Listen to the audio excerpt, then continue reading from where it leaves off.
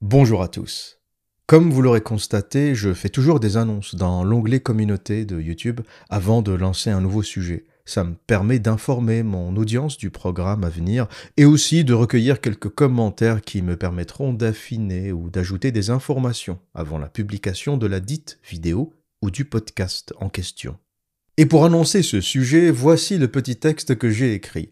Combien de temps l'islam peut-il encore tenir ? Face à la science, aux évolutions technologiques, à la puissance de calcul et donc à la capacité de recherche permise par l'IA, ce dogme issu du désert d'Arabie il y a 1445 ans pourra-t-il toujours protéger ses contradictions et ses incohérences ? L'édifice islam tient toujours, mais pour combien de temps encore ? Résistera-t-il ou se fracassera-t-il contre le mur du savoir ?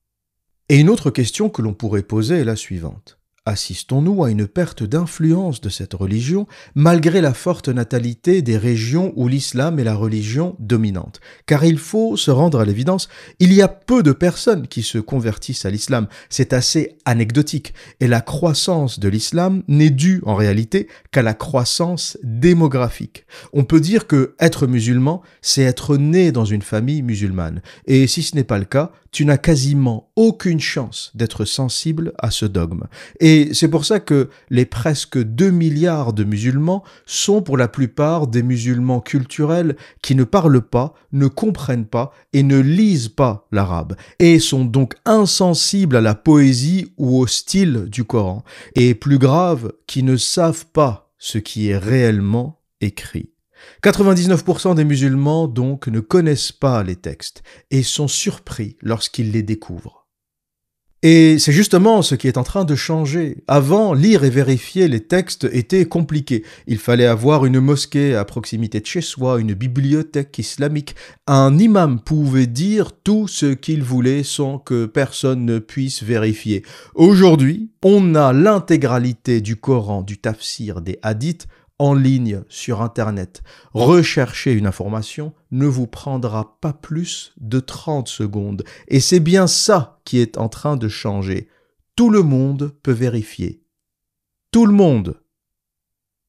Exemple.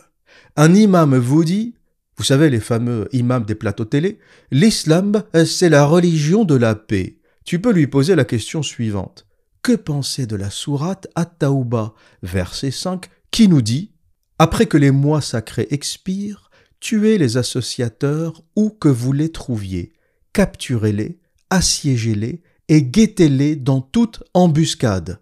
Si ensuite ils se repentent, accomplissent la salate et acquittent la zakat, alors laissez-leur la voie libre, car Dieu est pardonneur et miséricordieux.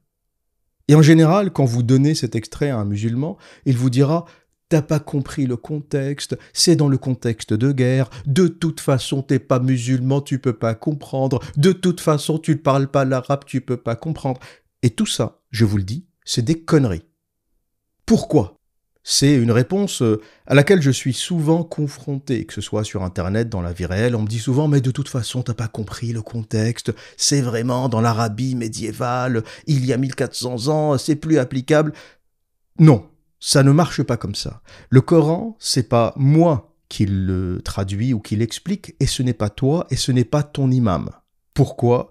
Parce que la complexité des textes, le style poétique, la rime, le Coran est écrit en rime, il y a une volonté d'avoir un rythme et aussi une musicalité, qui fait que beaucoup de textes sont sujets à interprétation. Et donc, je ne vais pas avoir la même interprétation que toi, et ton imam ne va pas avoir la même interprétation, et d'autres personnes du monde musulman qui vont analyser ne vont pas avoir la même interprétation. C'est pour éviter ce chaos qu'on a ce qu'on appelle le tafsir. Le tafsir, c'est le décryptage, c'est l'interprétation des versets. Et lorsqu'on essaye de comprendre le Coran, ce n'est pas ce que je pense ou ce que tu penses, c'est ce que le tafsir dit. Et le tafsir en islam, c'est une institution, c'est pas un détail. C'est-à-dire que en islam, on a le Coran qui est la parole ou prétendument la parole de Dieu, donc c'est la base. Ensuite, on a le tafsir qui décrypte le Coran, et après on a les hadiths qui sont les histoires, les recueils, les contes la retranscription des discours que le prophète a pu avoir, ou la retranscription de ses comportements, de ses batailles, de ses mariages, de ses échanges avec sa famille. Donc c'est l'histoire, quelque part, du prophète. Par exemple, l'histoire de la révélation et le fait que le prophète Mohammed eut 40 ans au moment de la révélation, ce n'est pas dans le Coran, c'est dans un hadith. Le Coran ne dit rien de l'âge du prophète. Les 5 prières par jour que doivent pratiquer les musulmans, ce n'est pas dans le Coran, c'est un hadith qui le dit. Le Coran précise qu'il faut prier, mais il ne te dit pas comment. La technique de la prière, le côté pratique de la prière, le nombre des prières obligatoires au nombre de 5, ça c'est dans les hadiths. Le Coran ne dit rien à ce sujet. Et ça c'est un petit message aux coranistes. Vous savez qu'il y a un nouveau courant, un nouveau mouvement qui n'existe pas vraiment en islam, mais des musulmans autoproclamés coranistes. Pourquoi ? Parce qu'ils ont réalisé qu'il y a un nombre incalculable de bêtises dans les hadiths qu'ils ne peuvent plus tolérer, comme le mariage du prophète avec Aïcha qui avait 6 ans, comme l'esclavage, comme des choses terribles dans les hadiths, des meurtres, des assassinats, des choses intolérables. Et je ferai une deuxième vidéo avec peut-être un best-of hadith, un best-of des pires hadiths. Et donc, tu as des musulmans qui, face à cette violence, face à cette incohérence, comme c'est des humains, c'est des êtres humains qui ne peuvent pas supporter ça, ils se disent, finalement, je suis coraniste, voilà, je rejette les hadiths. Sauf que tu ne peux pas. Je te donne l'information, si tu te dis coraniste, tu n'es plus musulman. T'es autre chose, mais tu n'es plus musulman. En fait, la phase coraniste, c'est la phase intermédiaire vers l'apostasie. Quand tu te dis coraniste, ça veut dire que tu ne reconnais que le Coran et tu ne reconnais pas les hadiths. À la limite, tu reconnais le Coran et les tafsirs, donc le Coran et l'explication, le décryptage de Al-Tabari et de grands érudits qui sont des institutions dans le monde islamique. Mais sans le savoir, je te donne l'info, tu as déjà un pied en dehors de l'islam. Quand tu commences à faire ce genre de choses, je rejette les hadiths. Tu ne peux pas rejeter les hadiths parce que le hadith te dit comment prier. Le hadith te raconte l'histoire de l'islam. Tu ne peux pas rejeter les hadiths. Et ce qui se passe en réalité, c'est que les musulmans sont tellement endoctrinés. C'est vraiment une religion qu'on t'inculque à la naissance. C'est vraiment extrêmement fort. J'ai parlé avec des musulmans qui m'ont dit clairement « Je sais que c'est bidon, mais je ne peux pas en sortir. » Vous imaginez la violence du dogme ? Ils me disent « Je sais que c'est bidon, mais on m'a coupé la bite au nom de cette religion. » Les musulmans sont circoncis, et ils sont circoncis à un âge avancé. C'est un peu la différence avec le judaïsme. La circoncision dans le judaïsme intervient très tôt, le 8e jour après la naissance. Donc il n'y a aucun souvenir de la circoncision chez les hommes juifs. Alors que chez les musulmans, la circoncision, elle arrive un peu plus tard. 3 ans, 4 ans, 5 ans, parfois 6 ans. Donc tous les musulmans ont la mémoire de la circoncision. Et j'ai un ami qui me dit « Je sais que c'est bidon, mais on m'a coupé la bite au nom de cette religion. Comment tu veux que j'en sorte ?» Donc c'est un dogme qui est inculqué dès la naissance et les musulmans n'arrivent pas à en sortir et beaucoup le savent dans le fond. Ils lisent des trucs terribles et ils disent c'est pas possible, je peux pas croire en ce truc. Mais c'est tellement, l'endoctrinement est tellement fort qu'ils n'arrivent pas à en sortir et ils ont presque besoin d'un accompagnement. Ils ont presque besoin d'une analyse claire, limpide, comme celle que je suis en train de faire, pour pouvoir se dire « Stop, j'arrête, je sors ». Voilà donc pour cette petite parenthèse concernant l'explication du Coran. Le discours par lequel les imams, les islamistes, les fondamentalistes se défendent, quand vous leur envoyez dans la gueule des versets violents et vous leur dites « Voilà ce que dit l'islam, qu'est-ce que vous en pensez ?» Ils se défendent en disant « T'as mal interprété, t'es pas musulman, t'as pas compris le contexte. » Et quand un imam commence à te dire ça, sauve-toi. Pourquoi ? Parce qu'un bon imam, un professionnel, et il y en a, un professionnel, ce qu'il fait, c'est qu'il te renvoie vers le tafsir. C'est comme ça qu'on explique l'islam. C'est pas ce que je pense, c'est pas ce que tu penses. C'est ce que Al-Tabari a dit. C'est lui qui décrypte le Coran. Si un imam, un musulman, un pseudo-sachant essaye de t'expliquer un verset sans te sortir le tafsir, sauve-toi. Il ne sait pas ce qu'il fait. Ou il essaye de t'enfumer. Et c'est souvent le cas. C'est souvent le cas. Lorsque vous leur mettez le nez dans le caca et que vous leur dites « Regardez ce passage, c'est écrit « Tuez-les ». Qu'en pensez-vous ? Ce qu'ils devraient faire, c'est te sortir le tafsir. S'il commence à tortiller du cul, le contexte, le machin, sauve-toi, il est en train de t'enfumer. Et donc, pour le texte que j'ai présenté, il y a beaucoup de musulmans qui m'ont dit « Tu ne comprends rien, de toute façon, t'es pas musulman, t'es pas musulman, tu peux pas comprendre. » Ben si, je peux comprendre. Pourquoi? Parce que moi, j'ai les tafsirs. J'ai les tafsirs de Tabari. J'ai les tafsirs de Ibn Kathir. J'ai les tafsirs de Ibn Abbas, le cousin du prophète. Tu vas pas me dire que ton interprétation est meilleure que celle du cousin du prophète. Ibn Abbas, c'est l'un des plus grands érudits. Là, on a pris l'ascenseur, on est en terrasse. Et pour le coup, c'est très bien sourcé et très bien documenté. Et voilà ce que nous dit le tafsir, voilà ce que nous dit l'interprétation, à commencer avec la question des 4 mois sacrés. Voilà l'intégralité du verset. Après que les 4 mois sacrés expirent, tuez les associateurs où que vous les trouviez, capturez-les, assiégez-les et guettez-les dans toute embuscade. Si ensuite ils se repentent, accomplissent la salat et acquittent la zakat, alors laissez-leur la voie libre, car Dieu est pardonneur et miséricordieux. Et beaucoup de personnes se sont posé la question, mais c'est quoi les 4 mois sacrés? Et c'est là où le tafsir est important. C'est pas moi, c'est pas toi, c'est pas ton imam qui va décider des 4 mois sacrés. Pourquoi? Parce qu'il n'y a pas 4 mois sacrés en islam. Il y en a pas, il y en a un, le ramadan, mais il n'y a pas 4 mois sacrés. Et donc tous les musulmans, en voyant ça, ils se disent « Mais c'est quoi les 4 mois sacrés? On comprend pas. » Et c'est là que le tafsir intervient. C'est pour ça que je vous dis que tous les gens qui vous disent « Tu comprends pas le contexte, la guerre. » Non, fermez vos gueules. Tafsir, Ibn Kathir, Ibn Abbas. Et voilà ce que dit Ibn Abbas au sujet des 4 mois sacrés. Ibn Abbas a précisé qu'ils sont la période octroyée aux idolâtres pour circuler dans le pays selon le verset. Puis, Dieu a dit, à l'expiration des 4 mois sacrés, c'est-à-dire après l'écoulement des 4 mois désignés où tout combat est interdit, et pour permettre à ces gens-là de se décider de leur sort durant, partout où vous les trouverez, tuez-les. Donc les 4 mois sacrés sont des mois de grâce, sont une espèce de trêve que Dieu donne aux mécréants ou aux idolâtres ou aux associateurs. Il y a plusieurs notions, hein. Il y a celle qu'on connaît, le kafir, celui qui ne croit pas. Il y a l'associateur, celui qui associe à Dieu une autre divinité. Par exemple, tu crois en Allah, mais tu crois aussi que Jésus est un Dieu, pas uniquement un prophète, mais un Dieu. T'es un associateur. En arabe, ça se dit mouchrik. T'es un mouchrik, un associateur, et tu dois être tué pareil. Et il y a les idolâtres, donc ceux qui idolent des choses, des statues, des objets, des éléments de la nature, peu importe. Dès que tu idolâtres quelque chose, t'es un idolâtre. Et donc, après cette période déterminée, l'ordre de combattre les idolâtres fut donné.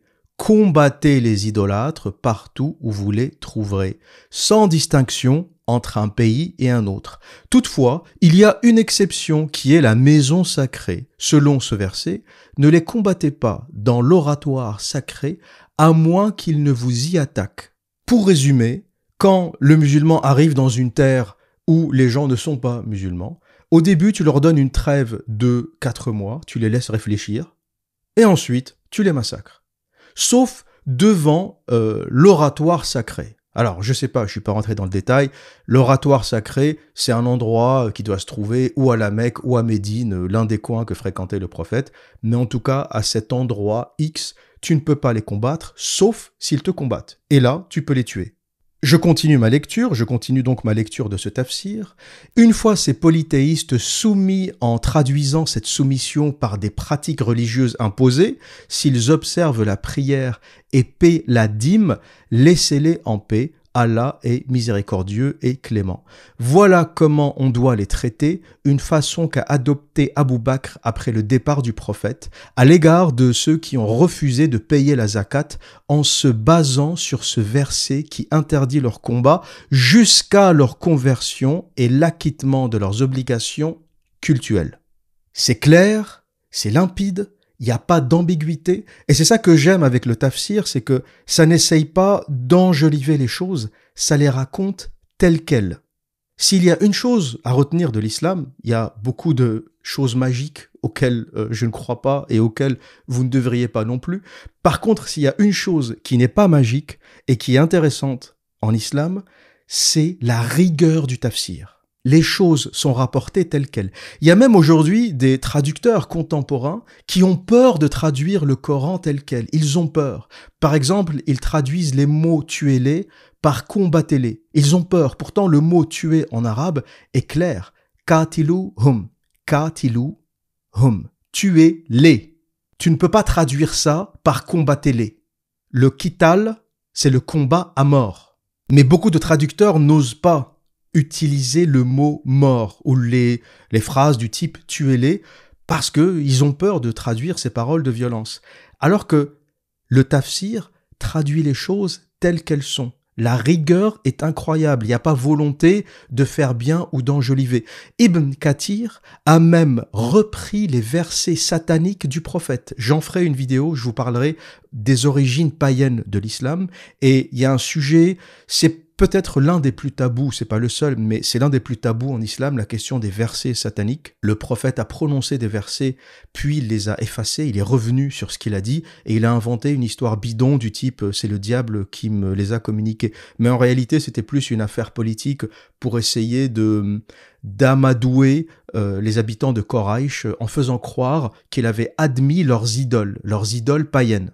C'est vraiment un épisode obscur, tellement obscur que quand Salman Rushdie en a parlé, il a été condamné à mort par les mollahs iraniens. Il a été condamné à mort pour avoir rappelé cette histoire qui existe, qui est dans les tafsirs d'Ibn Kathir. Et c'est pour ça que je fais beaucoup confiance aux tafsirs, parce qu'il n'y a aucune volonté d'enjoliver. On te raconte la bêtise telle qu'elle a été écrite.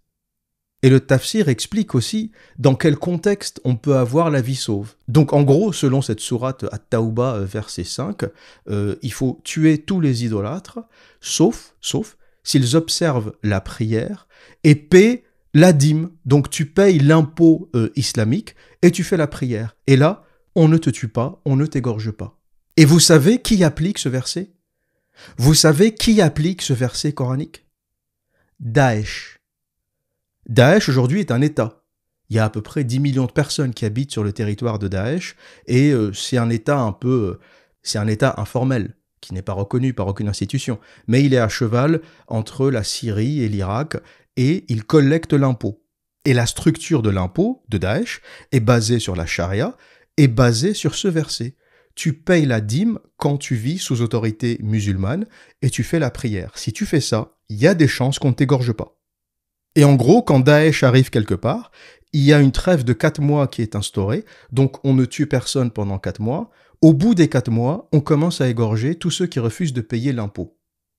Donc, les journalistes gauchistes, les journalistes qui parlent de l'islam des Lumières, quand vous dites que Daesh, c'est l'islam extrême, Daesh, c'est pas l'islam extrême. Daesh, c'est la sourate At-Tawbah, verset 5, interprétation de Ibn Kathir, écrite noir sur blanc. Il n'y a pas à tortiller du cul, il n'y a pas de contexte, il n'y a pas les versets d'avant, les versets d'après. Il y a d'autres versets plus violents, notamment dans Sourate Al-Baqarah, mais sinon ma vidéo va faire 5 heures si je commence à vous citer tous les versets violents. Mais il y a à peu près 5 versets très clairs en islam qui appellent à tuer un coup les idolâtres, un coup les mécréants, un coup les associateurs. Il y a de tout. Donc s'il y a des journalistes qui m'écoutent, et je sais qu'il y en a, faites votre travail. Faites votre travail, comme je peux le faire. Moi, je suis personne. Moi, je suis quelqu'un qui est, par nature, très curieux. J'ouvre Internet et je fais des recherches. Donc vous, avec les subventions de l'État, avec tout le fric qu'on vous donne, vous êtes payé à plein temps pour faire ce travail, faites-le. Faites-le. Au lieu de nous casser les couilles avec l'islam des Lumières, faites le vrai travail. Expliquez-nous sur quel verset se base la charia et sur quel verset se base Daesh pour collecter l'impôt. Sur celui-ci. Et dès que ton imam commence à tortiller du cul à droite à gauche, te raconter des choses, ouais t'as pas compris parce que tu parles pas l'arabe, tu lui fermes sa gueule, tu lui dis est-ce que tu connais Ibn Kathir, est-ce que tu connais Ibn Abbas? S'il n'est pas capable de te citer les sources, ne lui parle plus. Change de mosquée, va ailleurs, ne lui parle plus, c'est un menteur. Au mieux, c'est un incompétent, ça veut dire qu'il connaît pas en fait. Il connaît pas, il a appris l'islam dans les cours du soir, il a appris 2 sourates, 3 hadiths et il est devenu imam. Ou, pire, c'est un hypocrite, c'est-à-dire qu'il connaît toute la violence de ce texte, il connaît toute la dangerosité de ce texte, mais il te la cache. Parce qu'il sait que tout individu normal, normalement constitué, n'accepte plus ce degré de violence au XXIe siècle. Voilà pour le premier point de cette vidéo concernant l'interprétation de l'islam. Il est important de le rappeler parce que l'argument qu'utilisent les islamistes, et c'est l'argument le plus dangereux, c'est que tu ne comprends pas, tu n'as pas la science. Ils appellent même ça une science. Pourquoi ? Parce qu'en arabe, il n'y a pas de différence entre la vraie science, la technologie, le savoir, et la science islamique. C'est le même mot. Vous imaginez les limitations de la langue arabe? C'est-à-dire que le alim ou les ulama au pluriel, le sachant, les sachants, c'est le même mot qu'on utilise pour les scientifiques. C'est-à-dire que Einstein en arabe, c'est un alim, ou la communauté scientifique de la physique quantique, c'est des ulama, et la communauté qui interprète le Coran, c'est aussi des ulama. C'est le même mot pour définir deux choses et deux mondes complètement différents. Le premier, c'est le monde de la vraie science, de la rigueur, du sérieux et du monde matériel, surtout. Le second, c'est le monde du dogme, de la magie, de Harry Potter et du Seigneur des Anneaux. On n'est pas dans le même délire. Pourtant, les deux en arabe s'appellent science. Il n'y a pas de différence en arabe entre le savoir scientifique et la magie. Voilà pourquoi l'intégralité du monde arabe est éclatée au sol. Économiquement, culturellement, scientifiquement. J'avais dit dans ma vidéo précédente, le problème du monde musulman, c'est qu'ils ne font pas la différence entre la politique et l'islam. Ils font de la politique en criant Allahu Akbar. Mais c'est plus grave que ça. C'est plus grave que ça. Ils ne font pas la différence entre la science et la religion. Ils ne font pas la différence entre le savoir objectif et la religion. Ils confondent tout. C'est pour ça qu'on arrive à des aberrations du type les vérités scientifiques du Coran. Et je vais vous en parler dans cette vidéo. Je vais prendre trois exemples qui prouvent qu'il n'y a aucune vérité scientifique dans le Coran. Aucune. Et la langue arabe, d'ailleurs, est un autre problème de l'islam. Pourquoi ? Parce que Dieu a décidé, Dieu, le créateur de l'univers, de la Voie lactée, des trous noirs, de la gravité, a décidé de s'exprimer en arabe. Et donc, les gens parlent du miracle du Coran comme une langue ou comme un texte, avec de la rime, avec de la poésie. Et c'est vrai qu'il faut reconnaître une certaine qualité à la poésie, à la rime dans le Coran. Lorsqu'on lit le Coran en arabe, c'est très musical, c'est très rythmé. Sauf que cette rime se perd quand tu traduis le Coran. Tu le traduis en français, c'est fini. La magie du Coran disparaît. Tu le traduis en anglais, c'est fini. La magie du Coran disparaît. Donc le Coran n'est magique qu'en arabe. Le Coran n'est un, entre guillemets, miracle qu'en arabe. Et je me dis, mais pourquoi le créateur de l'univers parle arabe? Pourquoi? Si j'étais Dieu, par exemple, avec toute la puissance qu'on attribue à Dieu, j'aurais pu écrire un texte, et c'est possible, qui conserve la rime dans toutes les langues. Tu le traduis en français, la musicalité est intacte. Tu le traduis en anglais, la musicalité est intacte. Alors que le problème du Coran, c'est que dès que tu le traduis, t'as tout perdu. La musicalité disparaît, la rime disparaît. Donc, c'est un vrai point d'interrogation. Ça veut dire que celui qui est né musulman, il ne l'a pas choisi. Il est né musulman dans une famille arabe. Ne me dis pas que tu as choisi de naître dans une famille arabe. C'est arrivé, c'est tout, c'est un accident. Donc, tu as un avantage compétitif par rapport à tous les autres terriens qui ne parlent pas arabe. C'est bizarre. Dans le judaïsme, il y a une logique. Dieu s'adresse au peuple hébreu, à personne d'autre.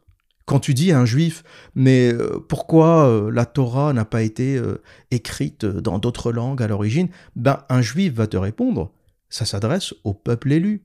Le Premier Testament ne s'adresse pas aux Mexicains, aux Thaïlandais. Le Premier Testament s'adresse au peuple élu, aux Juifs. Donc il y a une cohérence totale dans le judaïsme. Dieu s'adresse aux Juifs, point. Il s'adresse à personne d'autre. L'islam est une religion universelle. Dieu s'adresse à tout le monde. Les Arabes ne sont pas le peuple élu en islam, c'est faux. Et plus on avance, moins les Arabes constituent une partie importante du monde musulman. La majorité des musulmans se trouvent à l'extérieur du monde arabe. Donc comment se fait-il que Dieu ait choisi cette langue? Pourquoi Dieu ne parle qu'en arabe? Vous allez me faire croire que le créateur de l'univers n'a qu'une seule langue et qu'il n'est pas capable de produire de la rime et du texte dans d'autres langues? Et lorsqu'on vous donne le même argument, tu ne peux pas comprendre parce que c'est en arabe, parce que c'est compliqué, parce que c'est de la poésie arabe, eh bien posez cette question. Pourquoi Dieu a écrit un texte aussi compliqué et en arabe? C'est compliqué même pour les Arabes. Même pour les Arabes qui parlent la langue native, ont du mal à comprendre le Coran. Galèrent pour comprendre. Ils ont besoin du tafsir, ils ont besoin des érudits, ils ont besoin d'explications. Alors imagine quelqu'un qui ne parle pas arabe et qui hérite d'une traduction. Donc Dieu a volontairement décidé d'handicaper toute la partie du monde majoritaire qui ne parle pas arabe. Donc eux vont galérer pour comprendre, alors que les Arabes, bon, ils ont un petit avantage compétitif. Est-ce que c'est pas une injustice de la part de ce Dieu créateur de l'univers? Je laisse la question ouverte. Dès que quelqu'un vous dit « tu ne peux pas comprendre, de toute façon, t'es pas musulman, tu ne parles pas arabe », eh bien réponds « c'est un très bon point que tu soulèves, pourquoi Dieu a créé cette difficulté ?» Pourquoi il a écrit en arabe de manière à ce que les autres ne puissent pas comprendre ou à ce que les autres galèrent pour comprendre? Et du coup, on se retrouve avec des imams bac -10, des imams qui n'ont pas passé la terminale, qui t'expliquent « tu peux pas comprendre parce que tu es un mécréant, tu parles pas arabe ». Ah bon? Ah, faut parler arabe pour comprendre. Donc, le dialogue avec Dieu se fait en arabe. Il a choisi sa langue. Je note, c'est bon à savoir. Une autre question qui revient souvent, c'est l'observateur, pourquoi tu ne parles que de l'islam? Pourquoi cet acharnement au sujet de l'islam? Pourquoi tu ne parles pas du Talmud? T'as peur du Talmud, tu ne veux pas, parce que le Talmud c'est juif, t'as peur.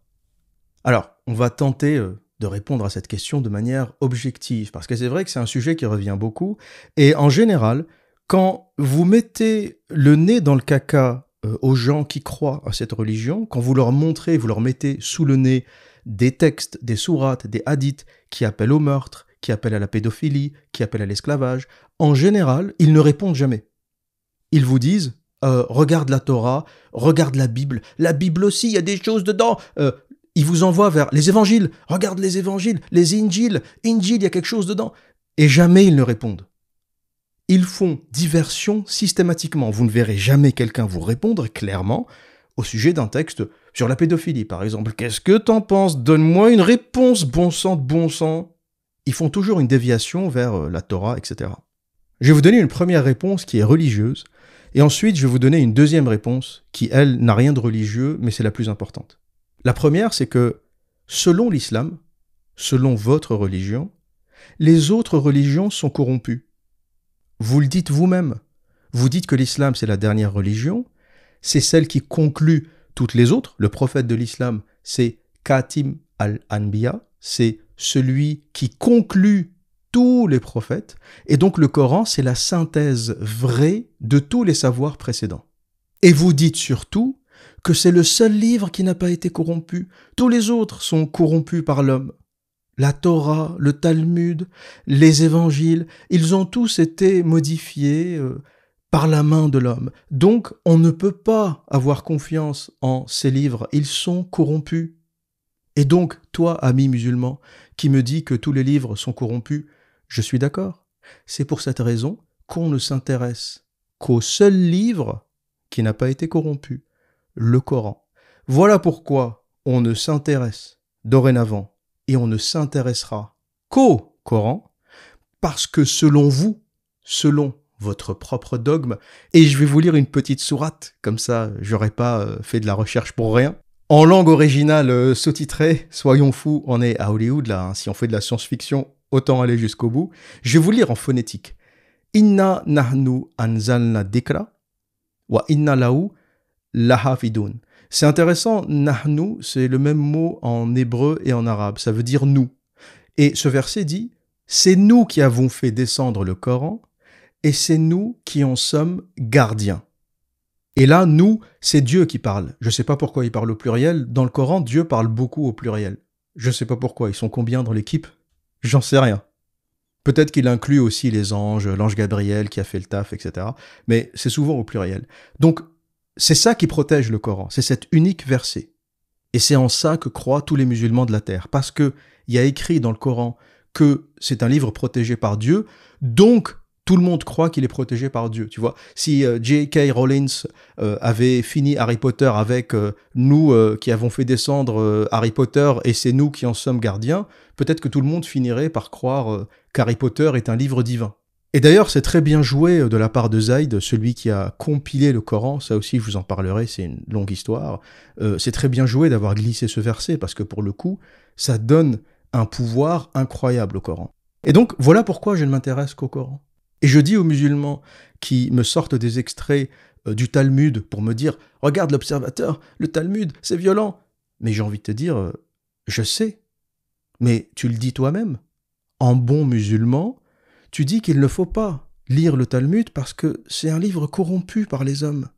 Donc pourquoi tu me sors des extraits du Talmud? T'es en contradiction avec ta propre religion. Dieu te dit « Ne touche pas aux autres livres, ils sont corrompus ». Et toi, tu me sors un verset du Talmud? T'es vraiment musulman? Tu crois vraiment à ta propre connerie? Tu crois vraiment en ton propre dogme? Et finalement, par rapport à cette sourate 15, verset 9, je suis plus musulman que toi. Pourquoi? Parce que moi, je respecte l'islam. Je ne m'intéresse qu'au Coran. Je ne touche rien d'autre. Je ne vais m'acharner qu'à lire et à décrypter le Coran, avec toute la violence et toutes les incohérences qui s'y trouvent. Nous avons fait descendre le Coran et nous en sommes les gardiens. Mazel tov. Et donc voilà pour le premier argument théologique. Pourquoi on ne s'intéresse qu'à l'islam? Pourquoi cet acharnement autour de l'islam? Ce n'est pas de l'acharnement, c'est Allah, Allah lui-même, Allah, créateur du monde, de la terre, de l'univers, de la voie lactée, de la gravité, des trous noirs, créateur de moi, créateur de toi. D'ailleurs, il a créé plus de trous noirs que d'univers. C'est lui qui dit qu'il protège ce livre et que tous les autres sont corrompus. Donc, on ne s'intéresse et on ne s'intéressera qu'à ce livre. Point. Maintenant, la deuxième raison pour laquelle on s'intéresse à l'islam, et celle-ci est beaucoup plus sérieuse, et j'avais répondu à un auditeur au travers d'un tweet. J'utilise souvent Twitter comme une base de données, c'est-à-dire que je tweete des choses pour ne pas les oublier. Les gens se demandent souvent pourquoi je fais tel ou tel tweet.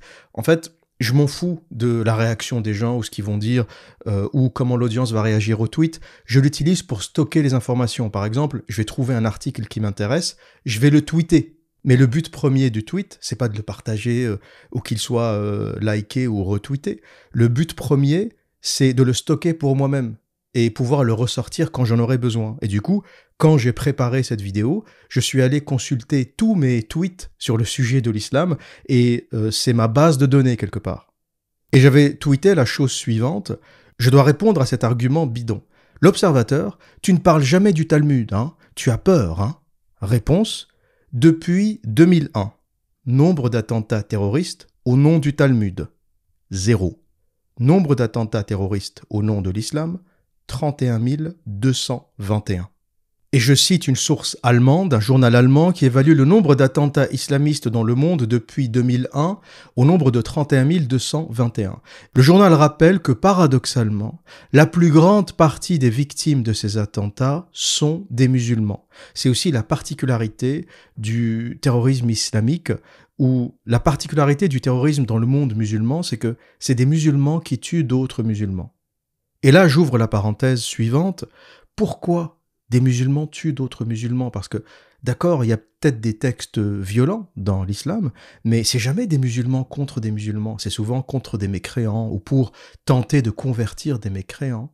Eh bien, ce qu'il faut comprendre, et c'est la raison pour laquelle des Syriens musulmans se sont fait tuer par Daesh, des Irakiens musulmans, des Algériens musulmans se sont fait tuer tantôt par Daesh, tantôt par le GIA, la raison, c'est que pour ces gens-là, vous n'êtes pas assez musulmans. Vous n'êtes jamais assez musulmans. Vous imaginez que pendant la guerre civile en Algérie, le GIA disait tuer des mécréants. Pourtant, l'intégralité de la population algérienne est musulmane. Enfin, qui oserait dire aujourd'hui que l'Algérie n'est pas un pays musulman? Voilà, c'est admis, la charia ou une partie de la jurisprudence ou de la loi algérienne est basée sur la charia, donc personne ne remettrait en cause le fait que l'Algérie est un pays musulman, comme le Maroc l'est, comme la Tunisie l'est, comme la Libye l'est. Mais pour ces fondamentalistes qui appliquent la charia à la lettre, vous n'êtes jamais assez musulmans. Et voilà pourquoi ils vous tueront, parce qu'ils considèrent que vous êtes des musulmans culturels. Et finalement, vous ne valez pas mieux que les koufars, que les mécréants. Voilà la logique de la violence dans le monde islamique des musulmans contre d'autres musulmans. Les fondamentalistes, ceux qui appliquent la charia à la lettre, et Daesh, ce n'est pas des extrémistes. Le GIA, ce n'est pas des extrémistes. C'est des musulmans. C'est ça l'islam. Surat At-Tawbah, verset 5. C'est ça l'islam. Ne me racontez aucune connerie sur l'islam. J'ai lu, j'ai compris, j'ai digéré. J'ai lu le Coran, j'ai lu les tafsirs d'Al-Tabari, de Ibn Kathir, j'ai lu les hadiths authentiques, Al-Bukhari, Sahih Al-Bukhari, Sahih Muslim. J'ai lu, j'ai compris, j'ai digéré. Aucun musulman ne viendra plus jamais me parler de la religion de la paix. J'en connais plus sur le sujet que 99,999999% des musulmans. Voilà pour moi le problème central de cette religion, c'est que tu n'es jamais assez musulman. Tu peux être né musulman, circoncis, faire la prière, faire tes ablutions, les 5 prières par jour, faire le ramadan. T'es jamais assez musulman. Tu ne fais jamais assez bien le ramadan. Tu ne fais jamais assez bien la prière. C'est jamais assez bien. Voilà le problème de cette religion. C'est une religion qui te maintient dans une forme de culpabilité permanente. Faut toujours avoir peur. Allah te regarde, Allah te surveille, Allah va te punir, Allah va te brûler. C'est une religion de la terreur.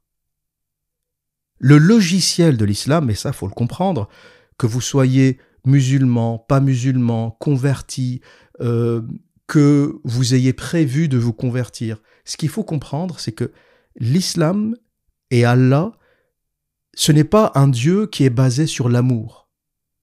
C'est un Dieu qui est basé sur la terreur. Ce qui te fait agir en islam, ce n'est pas l'amour, c'est la terreur. Ce qui te fait prier, c'est la peur de l'enfer. Ce qui te fait faire ton ramadan, jeûner toute la journée, crever la dalle, tomber dans les pommes, ne pas être capable de faire ton métier, tu me feras jamais croire que tu peux être chirurgien cardiaque et faire le ramadan. Arrêtez votre foutage de gueule. Quand j'ai dit dans mon podcast précédent, je connais plein de musulmans qui font pas le ramadan parce qu'ils peuvent pas. Il y a plein d'hystériques qui m'ont écrit en me disant « Tu racontes n'importe quoi, les musulmans font le ramadan. » Mais non, parce que je sais pas quel musulman tu connais. Si t'es agent de sécurité chez Carrefour ou si tu fais un boulot de merde, peut-être que tu peux faire ton ramadan. Mais moi, je connais des chirurgiens cardiaques, musulmans, chirurgiens cardiovasculaires. Ils mangent le ramadan. Pourquoi ? Parce qu'il me dit « Je ne peux pas faire une opération à cœur ouvert pendant 3 heures à jeun. » Ce n'est pas possible. Un chirurgien cardio-thoracique ne peut pas faire ramadan, c'est de la débilité. Une infirmière qui fait des nuits blanches, qui travaille 12 heures par jour, ne peut pas faire ramadan. C'est pas sérieux, ce n'est pas possible. Et si vous le faites, vous êtes des débiles. Vous mettez en danger la vie d'autrui. Un pilote de ligne ne peut pas faire ramadan. Si on me dit, le pilote est musulman et il fait ramadan, je ne monte pas dans l'avion, je ne monte pas. J'espère qu'avant de décoller, il a mangé, il a pris sa collation, il a bien dormi et il est en forme. C'est ça que j'attends d'un pilote. Donc les gens qui me disent « L'observateur, tu dis n'importe quoi, les musulmans font le ramadan ». Oui, si t'as un métier de merde, si t'es au RSA, si t'es au chômage, si t'as pas de vie, si t'as pas un métier sérieux, si t'es un déchet de l'humanité, bien sûr que tu peux faire ramadan, tu peux le faire toute l'année si t'as envie. De toute façon, tu n'existes pas. Quel est ton poids dans la société ? Vous savez ce que font les musulmans pendant Ramadan ? J'ai voyagé dans le monde musulman, j'ai voyagé en Orient, j'ai voyagé en Afrique du Nord, j'ai vu, vous ne pouvez pas me raconter de conneries comme vous racontez ça à un petit bobo qui est jamais sorti de Paris. J'ai vu le monde musulman. Vous savez ce que font les musulmans pendant Ramadan partout sur terre ? Ils dorment, ils mangent et ils dorment. Ils se lèvent le matin avant le lever du soleil, ils se goinfrent comme pas possible pour pouvoir tenir pendant la journée, ils mangent, t'as des gens qui tapent des couscous à 4 heures du matin, 4 heures du mat, du couscous et du lait pour pouvoir tenir pendant la journée. Vous vous foutez de la gueule de qui ? Vous nous prenez vraiment pour des cons ? À ce point-là ? Ensuite, ils passent la journée à faire le marché, de la viande, des gâteaux, du sucre. Ils remplissent le panier, ils remplissent le caddie. Ensuite, ils rentrent chez eux, au coucher du soleil, Ils commencent à manger et ils bouffent. Et ils bouffent toute la soirée. Ils mangent, ils mangent, ils mangent. Il y a une quantité phénoménale de diabétiques dans le monde musulman. Ils mangent du sucre, de la viande, des gâteaux. Ils se goinfrent. Après, ils vont dormir et ils recommencent. Ils se lèvent le matin, avant le lever du soleil, 4h30. Si c'est en été, surtout, ils se lèvent très tôt. Ils mangent en plein milieu de la nuit. Ils tapent un couscous pour pouvoir tenir le lendemain toute la journée. Et tu vas m'expliquer que si t'es chirurgien cardio-thoracique, tu peux faire ça? Jusqu'à quand vous allez vous foutre de la gueule du monde? La seule raison pour laquelle vous faites Ramadan, c'est que vous mangez, vous dormez toute la journée, c'est tout. Et la vérité commence à se savoir. Vous n'allez pas pouvoir vous foutre de la gueule du monde éternellement. La vérité commence à se savoir. Des infirmières qui font des erreurs, des médecins qui font des erreurs médicales parce qu'ils sont en hypoglycémie, parce qu'ils n'ont pas mangé, parce qu'ils sont fatigués. Et pour revenir à la question de l'intérêt ou du pourquoi de l'intérêt de l'islam, c'est que c'est une religion qui tue, c'est tout.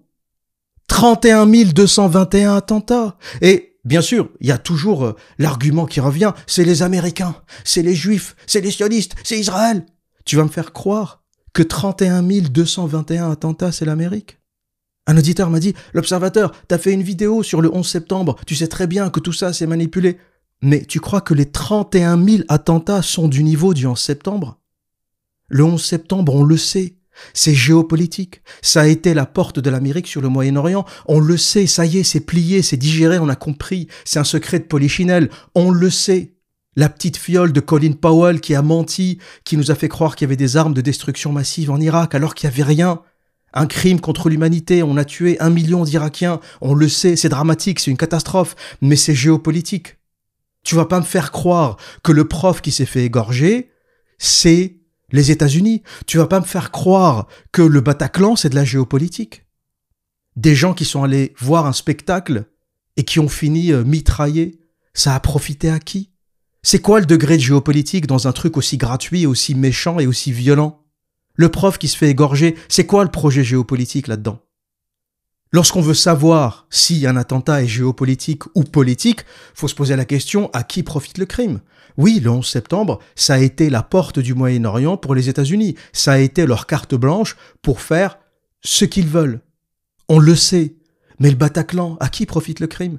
Qui a profité de l'attentat du Bataclan? Personne. Même le gouvernement Hollande-Valls, c'est le gouvernement le plus détesté de la Ve République, c'est peut-être même le gouvernement le plus détesté tout court de toute l'histoire de France. Je ne sais pas si quelqu'un a été détesté plus que Hollande ou que Valls. Donc ces attentats n'ont pas profité au gouvernement. C'était gratuit et méchant. Et ce n'est que le résultat du fondamentalisme. Point.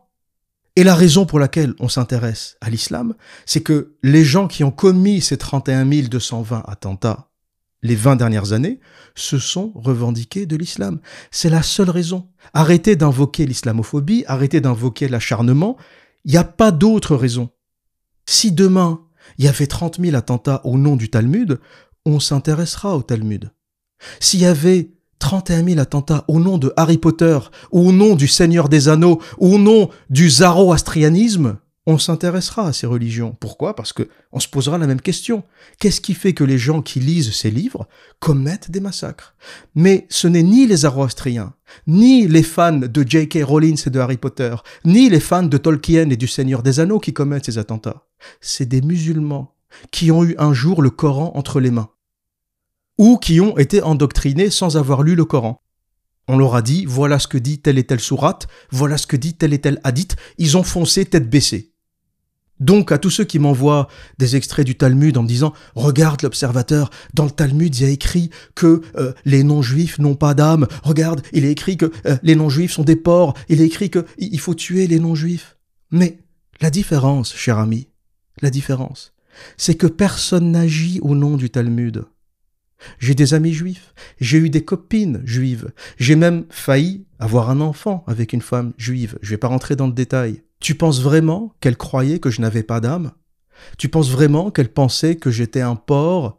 Tu penses vraiment qu'elle pensait qu'on devait me tuer? Tu fais pas un enfant à un homme que tu considères animal. Tu fais pas un enfant à quelqu'un qui n'a pas d'âme. Donc même s'il y a la pire des saloperies dans le Talmud, personne n'agit en fonction du Talmud. Aucun juif n'agit en fonction du Talmud. La différence entre le monde islamique et le monde chrétien et le monde juif, c'est que chrétiens et juifs ont digéré le dogme. Nietzsche a dit « Dieu est mort » et tous les chrétiens ont dit « On sait ». On sait, Dieu est mort, on le sait. Il n'aura plus jamais la même place dans nos vies, c'est fini. Pareil pour les Juifs, la majorité tiennent leur judaïté de leur mère, mais ils savent même pas ce qu'il y a ni dans la Torah, ni dans le Talmud, ni ils ont rien à branler. Tu crois vraiment qu'un juif prend le Talmud au premier degré et quand il prend un café avec un non-juif, il pense que cette personne n'a pas d'âme? Tu penses vraiment que les gens y croient? Les juifs savent très bien faire la différence entre le théologique, la religion, le politique, la vie civile, le business, l'économie. C'est très clairement ségrégué dans leur tête. Le problème du musulman, c'est qu'il mélange tout ça. Les câbles sont mélangés dans sa tête. Entre Allah, la politique, l'argent, l'économie, tout ça, c'est des câbles complètement mélangés dans sa tête. C'est ça la différence. Et certains me sortent l'argument, mais non, regarde Israël, les Juifs aussi se basent sur leur eschatologie pour justifier la colonisation, pour justifier les actes. Mais non, vous avez rien compris. Netanyahou n'est pas un religieux, il s'en branle de la religion. Netanyahou est un animal politique. Il a compris qu'il avait besoin de manipuler les orthodoxes religieux pour arriver à sa fin, et c'est ce qu'il fait. Il a compris que les Haridim, c'était un électorat, et donc il va les brosser dans le sens du poil. Netanyahou, si seulement tu savais ce qu'il y avait dans sa tête, Netanyahou s'en branle de la religion. C'est un putain de politicien, c'est un animal politique. Et même s'il cite des extraits de la Bible, c'est pour manipuler son audience. Et les Israéliens le savent, c'est pour ça qu'ils manifestent contre Netanyahou. Arrêtez de vous faire avoir par ces arguments débiles. Donc ne me sortez plus la carte victimisation, ne me sortez plus on s'acharne sur l'islam, on s'acharnera sur autre chose si autre chose présente danger. Si demain on commence à avoir des jeunes qui commettent des attentats, des agressions, des égorgements au nom du Seigneur des Anneaux et qui se mettent à invoquer Tolkien comme leur nouveau dieu, ben on s'intéressera au Seigneur des Anneaux, on se dira mais qu'est-ce qu'il peut bien y avoir dans ce livre qui pousse les gens à tuer? Sauf que ce n'est pas le cas. Les gens lisent Le Seigneur des Anneaux, puis ils le remettent dans l'étagère. Section roman fantastique. Les gens lisent Harry Potter, ils le remettent dans le rayon. Les gens lisent le Talmud, ils le remettent dans le rayon, pareil. Personne ne va tuer des mécréants au nom du Talmud. Le problème du Coran, c'est que les gens le lisent et agissent. Ils lisent les textes et ils se disent « c'est vrai ». C'est vrai, Allah et son prophète nous a dit « il faut tuer des mécréants ». C'est ça le putain de problème de l'islam, c'est que vous pensez que cette parole est vraie, et vous pensez, alors je dis vous, je parle aux gens qui prennent le Coran à la lettre, vous pensez qu'il y a vraiment une espèce de mission d'étaler l'islam partout sur terre et de tuer les mécréants. Vous n'avez aucune mission. Vous n'en avez aucune. Mis à part celle de gérer votre propre vie, votre famille, vos enfants, c'est votre seule mission. Le reste du monde se débrouillera. Et il se débrouille sans vous depuis très longtemps déjà. Ça va faire à peu près depuis la Reconquista que les musulmans n'ont plus rien produit. La Reconquista, ça commence à dater. Depuis qu'on a découvert le Nouveau Monde, et ça a correspondu aux deux d'ailleurs, les musulmans quittent la péninsule ibérique, quittent l'Espagne, et 1492, on découvre l'Amérique. Ça s'est quasiment passé simultanément. Et à partir de 1492, on n'a plus entendu parler du monde musulman, à part l'épopée turque. Mais l'épopée turque est plus une épopée impériale qu'une épopée islamique. Et j'espère que cette réponse va clore le débat sur l'islamophobie, vous nous aimez pas, vous êtes méchants. C'est pas une question d'amour, c'est pas une question je t'aime pas, je n'ai pas à t'aimer, tu n'as pas à m'aimer. Le monde ne se raisonne pas en termes d'affection. Du moins, le monde objectif ne se raisonne pas en termes de je t'aime, tu m'aimes, il se raisonne en termes de chiffres et de statistiques. Si demain, il n'y a plus d'attentats au nom du Coran, si ça s'arrête, voilà, ça s'arrête en fait, les musulmans en ont marre, ils arrêtent de lire, ils rangent leurs livres dans la section ésotérisme, ils lisent le Coran parce que ça leur fait plaisir. En fait, si l'islam redevient une religion normale, ben on arrêtera de s'y intéresser, point. On arrêtera d'en parler, point. Et c'est ça que j'espère en réalité, j'espère pas que cette religion disparaisse. Les gens ont besoin de foi, voilà, c'est comme ça. Il y a des gens qui sont mentalement suffisamment forts pour se créer une image du monde et arriver à vivre sans religion, sans Dieu, sans Allah, sans Yahvé, sans Zarathustra, sans tout ce que tu veux. Et il y a des gens qui n'y arrivent pas. Ils ont besoin d'un dieu. Et là, je parle pas de Zarathustra de Nietzsche, hein. Je parle des Zoroastriens, qui est une civilisation qui a vraiment existé, qui est l'un des premiers monothéismes. La première fois que cette notion d'un dieu unique, unifié, apparaît, c'est chez les Zoroastriens, et le dieu c'est Ahura Mazda, et son prophète est Zarathustra. Et Nietzsche s'inspire de ce prophète des Zoroastriens pour son personnage fictif et pour développer ses idées. Voilà pour la petite parenthèse nietzschéenne. Mais il y a des gens qui arrivent à vivre sans tout ça, sans cette mythologie, et il y a des gens qui n'y arrivent pas, qui ont des fragilités, des faiblesses. Quand on est malade, on est fragile, donc on a besoin d'une métaphysique pour s'en sortir. Et ça, je le comprends très bien. Donc mon but, c'est pas de détruire l'islam ou que ça disparaisse, c'est simplement de le ranger au rayon ésotérisme. Point.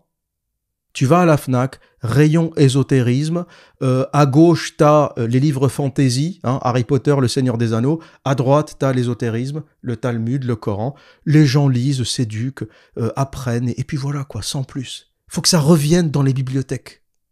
Faut plus que ça devienne source de code, de légifération, de charia, de « je vais t'égorger, je vais te tuer ». Ça suffit, c'est bon, on a bouffé, on n'en veut plus, c'est bon. On est en train de passer à autre chose. Le monde est en train de passer à autre chose. Et si vous ne réalisez pas ça, là je parle aux musulmans qui m'écoutent, on va le faire sans vous. Ça va faire à peu près 500 ans que le monde avance sans les musulmans, c'est-à-dire qu'ils ont quitté le monde en 1492, ça va faire 500 ans qu'ils ne produisent plus de sciences, qu'ils ne produisent plus de mathématiques, alors qu'à une époque, ils ont été en pointe. Al-Khawarizmi invente l'algèbre, invente l'arithmétique, il invente le calcul et les mathématiques modernes. On aurait pu en rester là, vous auriez pu en rester aux maths, à la science, au savoir. Mais au lieu de ça, vous êtes passé à Allahu Akbar, les mécréants, les koufars, une régression dramatique.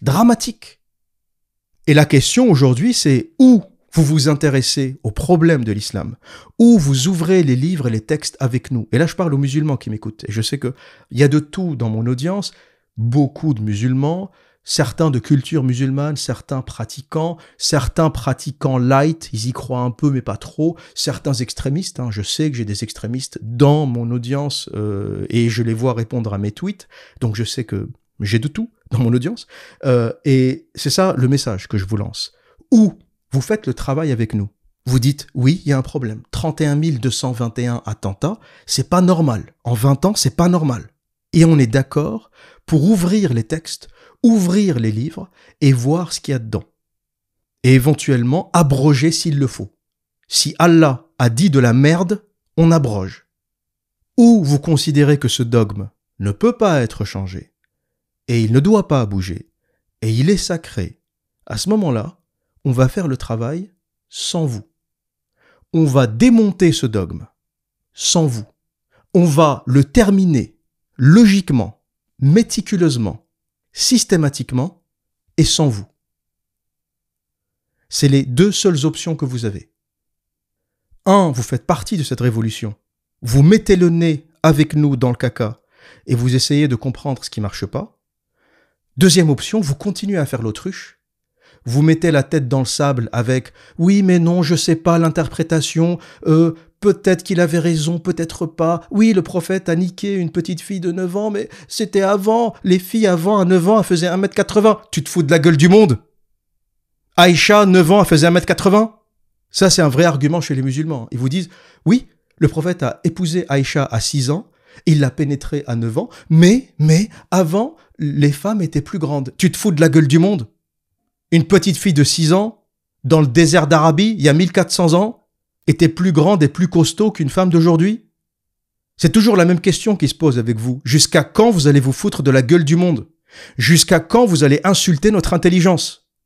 Donc moi je te dis que j'ai des textes, j'ai des hadiths, et ça fera l'objet d'une autre vidéo qui parle précisément de la pédophilie du prophète, ou t'acceptes cette vérité objective, ou tu continues à tortiller du cul, elle était plus grande, elle était plus grosse, ça se voyait pas qu'elle avait 6 ans, et là, à ce moment-là, on va te dire collectivement, va te faire enculer. On va te terminer, intellectuellement parlant. Il n'y a même pas besoin d'user de la force. Il y a tellement de bêtises dans les textes, il y a tellement d'incohérences et de conneries, que ce truc, avec un peu de raison, tu peux le terminer. En fait, la seule raison pour laquelle les gens ne font pas le travail, c'est parce qu'ils ont peur, et à juste titre. Je ne sais pas, par exemple, si je pourrais dire ce que je dis à visage découvert. Il y en a qui le font. Ils ont un courage énorme. ils ont plus de courage que moi. Pourquoi? Parce que parler du Coran en mal, c'est risquer la décapitation. Donc, les gens qui parlent de ça, et il y en a beaucoup sur YouTube, à visage découvert, ont un courage immense. Immense. C'est quelque part des gens qui ont décidé de prendre le risque d'être condamnés à mort. Ils reçoivent des menaces contre eux, contre leur famille. Ça montre un peu l'ouverture d'esprit des soi-disant musulmans.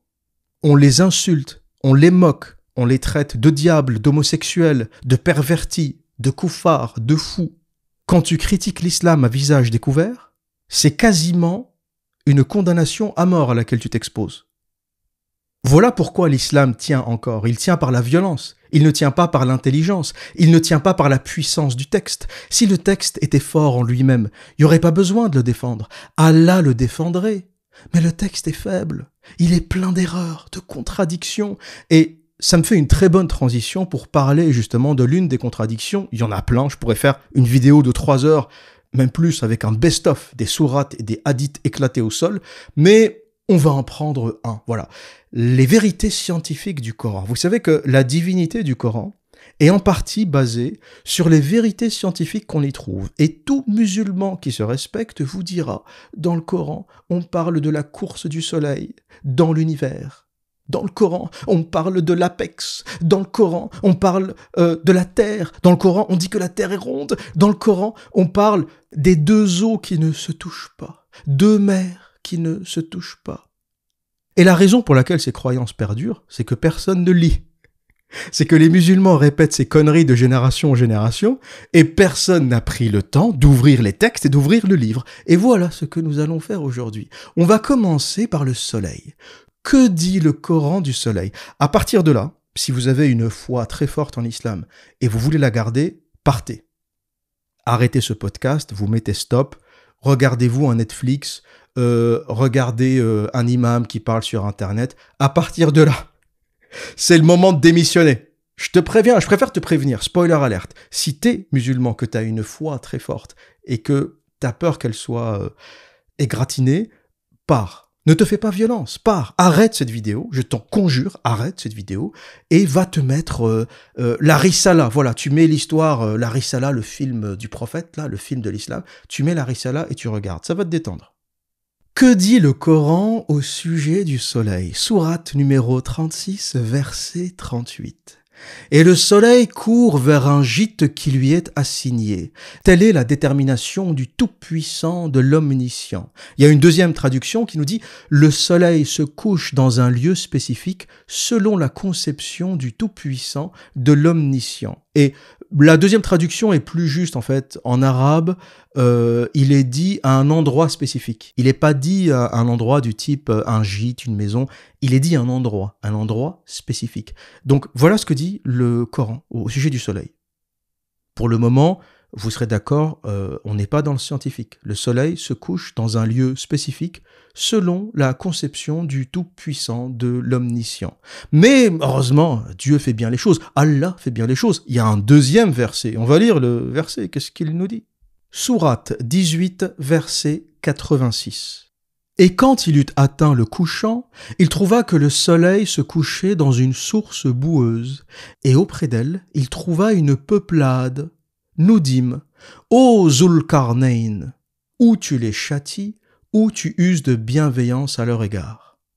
Et je vais vous lire une autre traduction parce que, encore une fois, l'arabe est compliqué, on peut traduire de plusieurs manières. Voici une autre traduction qui dit la même chose avec quelques subtilités. Quand il atteignit l'extrême ouest, il trouva que le soleil se couchait dans un vaste océan et il y trouva des gens. Nous avons dit, ô Zulkarnain, tu peux gouverner comme tu le souhaites, soit punir, soit être gentil envers eux. Et pour mieux comprendre ce qu'on trouve dans les tafassirs, ce qu'on trouve en islam d'une façon générale, le récit de Dhul-Qarnayn, ça veut dire l'homme aux 2 cornes. Je ne sais pas si vous réalisez, mais Dieu cite un homme aux 2 cornes. Il te dit qu'un homme aux 2 cornes est allé à l'extrême ouest, il a vu où le soleil se couchait, et il l'a vu se coucher dans une eau boueuse, ou dans une eau chaude selon les différentes interprétations, ou dans une source chaude. Et dans l'eschatologie musulmane, Dhul-Qarnayn est souvent identifié comme un roi juste et pieux, choisi par Dieu pour accomplir certaines tâches importantes, y compris la gestion des affaires, etc., les affaires des gens, la propagation de la foi. Et le Coran décrit les voyages et les aventures de Dhul-Qarnayn. Donc le Coran décrit les aventures d'un homme aux deux cornes. Je ne sais pas si vous réalisez de qui on parle. Il n'y a pas de précision dans le Coran, sauf que apparemment, Dieu connaîtrait un homme aux deux cornes. C'est quoi? C'est Belzébuth sur Terre? Je sais pas. Y compris sa rencontre avec des populations locales et son rôle dans la construction d'un barrage pour les protéger de Gog et Magog, Yadjouj et Madjouj. C'est des entités maléfiques qui seront libérées à la fin des temps. Dhul-Qarnayn est loué pour sa foi en Dieu, sa justice et sa capacité à accomplir des actes nobles et pieux. Donc, amis musulmans qui m'écoutez, vous racontez depuis des siècles qu'il y a une révélation scientifique dans le Coran au sujet de la course du soleil. Et quand on lit, on apprend qu'il y avait un gars avec deux cornes. Dieu, c'est même pas un hadith, c'est le Coran, bon sang de bon sang. Le Coran raconte qu'un homme avec deux cornes qui voyage beaucoup, qui est apparemment un roi cité dans le Coran, qui va voir où se couche le soleil. Le mec revient, c'est un grand voyageur, il est aimé par Dieu pour être cité dans le Coran. Tout le monde n'est pas cité dans le Coran, hein. La mère du prophète n'est pas citée dans le Coran. Être cité dans le Coran, c'est vraiment énorme, quoi. Et là, il nous cite un gars avec deux cornes. Et ce mec-là, il revient de son voyage et il dit je sais où se couche le soleil. J'ai trouvé les mecs. Arrêtez toute recherche scientifique immédiatement. Posez les crayons. Écoutez-moi. J'ai vu, je suis allé, il y avait un océan d'eau chaude comme ça bouillonnait, il y avait des petites bulles, et j'ai vu le soleil rentrer dedans. Jusqu'à quand vous allez vous foutre de notre gueule? Jusqu'à quand vous allez insulter notre intelligence? Et c'est pas fini. Vous allez me dire, c'est bon l'observateur, t'as creusé. Là, on est arrivé à l'homme avec les deux cornes. Tu peux finir ton podcast, t'éteins, tu vas faire ton footing, tu vas à la salle. C'est bon. Qu'est-ce que tu veux me dire de plus après l'homme aux deux cornes? Quelle autre histoire tu veux me raconter? Ben, c'est pas fini, parce que le prophète aussi s'est exprimé. Ah bah oui, Mohamed, il est partout. Dès qu'il y a un truc, il est là pour t'expliquer, t'inquiète pas. Donc voilà ce que dit le prophète au sujet du soleil, parce que les gens n'étaient pas complètement bêtes à l'époque. C'est-à-dire que quand ils ont entendu ces histoires, de la course du soleil et de Dhul-Qarnayn, ce gars avec les deux cornes qui raconte des histoires, ils sont allés voir le prophète. Ils sont allés lui dire « Mohamed, explique-nous, c'est trop vague. La poésie, ça va 2 secondes. Nous, on veut comprendre. » Et c'est vraiment comme ça que ça s'est passé. Ils sont allés voir le prophète et c'est Sahih al-Bukhari qui raconte ça. Hadith numéro 3199, je vous mets la référence.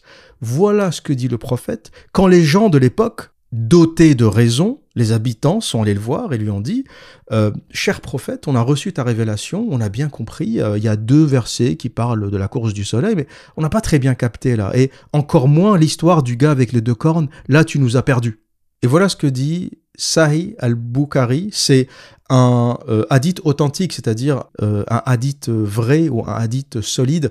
Comment on reconnaît un hadith vrai et un hadith faible?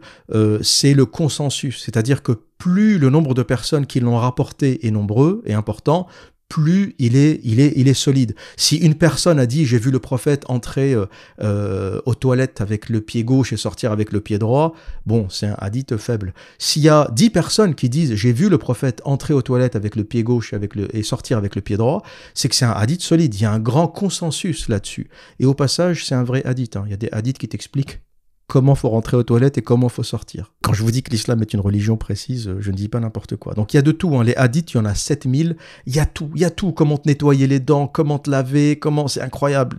Le niveau de détail, on n'a pas besoin de tout ça en réalité, mais bon, c'est comme ça. Et donc, un hadith avec un niveau d'authenticité extrêmement élevé, c'est-à-dire qu'il y a eu beaucoup de témoins et beaucoup de gens qui ont rapporté la même chose, et là c'est rapporté par Abu Dar, D-H-A-R. Donc le prophète demande à une personne « sais-tu où va le soleil ?» La personne répond « seul Dieu sait quoi ».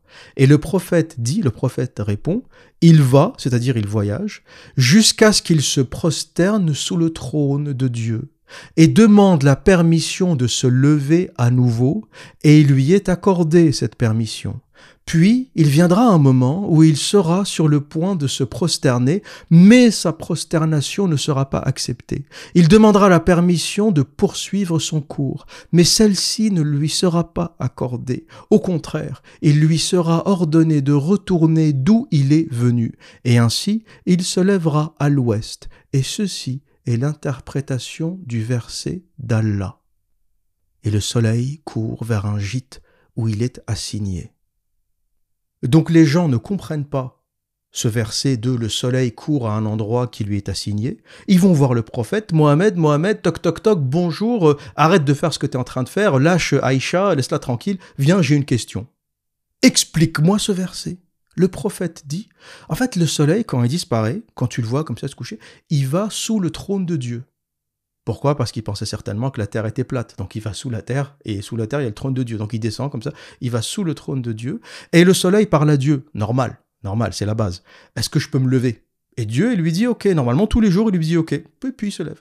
Et il lui répète encore, est-ce que je peux me lever ? Et voilà, comme ça, la course du soleil se répète jour après jour. Mais viendra le jour où le soleil demandera à Dieu, est-ce que je peux me lever ? Et Dieu lui dira non. Aujourd'hui, Walou. Non, niet, tu te lèves pas. Et du coup, le soleil va retourner de l'endroit où il s'est couché, donc l'ouest, et il va se lever. Et l'intégralité du monde musulman pense que ceci est un signe de la fin du monde. Tu comprends que là, personne n'a capté ni la rotation de la Terre, ni le fonctionnement des astres. Là, on est dans le délire absolu. On passe d'un gars avec les deux cornes, au soleil qui se prosterne sous le trône de Dieu, Dieu qui discute avec lui, tu te lèves pas. Et ça, écoutez bien, ça, c'est ce que les musulmans appellent une révélation scientifique dans le Coran. Et là, je ne plaisante plus, j'ai envie de pleurer. Je suis sérieux. 2 milliards de musulmans croient à ça. Je suis inquiet pour l'avenir de l'humanité. À une époque où on a des entreprises privées qui lancent des fusées dans l'espace.